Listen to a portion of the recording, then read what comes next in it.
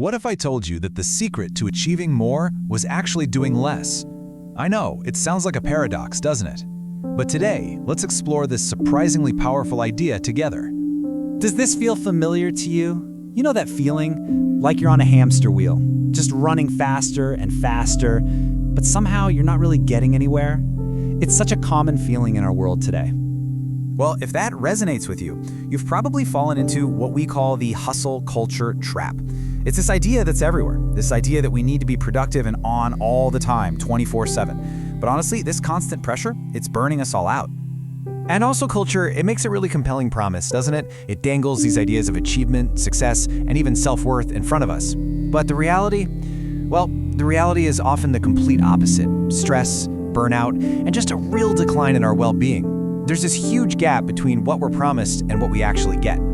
And you know, this all really comes from the myth of more, this belief that the only path to success is paved with more tasks, more hours, more commitments. But what if the real solution is something completely different, something a little counterintuitive? This is where this idea of strategic doing less comes into play. And it's so important to get this right. This isn't about laziness at all, not even a little bit. It's about a huge shift in your mindset. It's about making a conscious, deliberate choice to focus your precious energy only on what actually, truly matters.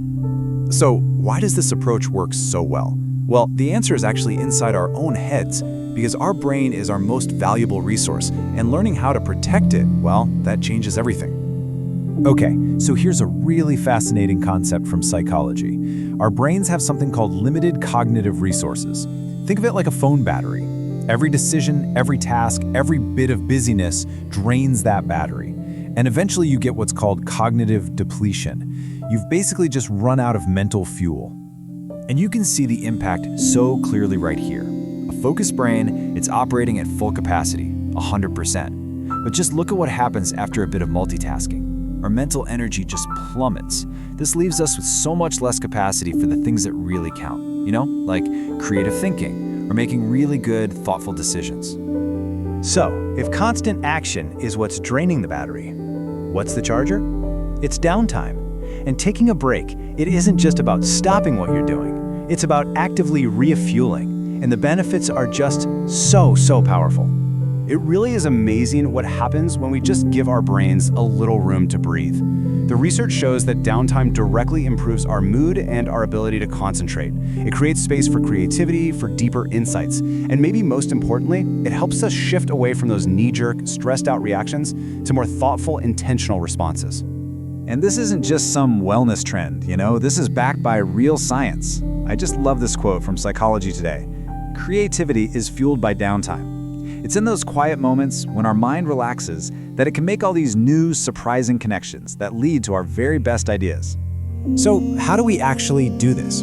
How do we put this into practice? It's really about mastering the art of slowing down. And here's a simple but really powerful framework you can start using in your work and in your life. It's called the Slow Productivity Framework. So, number 1, choose fewer priorities.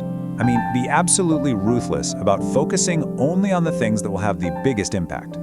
Second, emphasize quality over quantity. The goal isn't just to get things done, it's to do them well. And third, and this is so key, integrate strategic rest.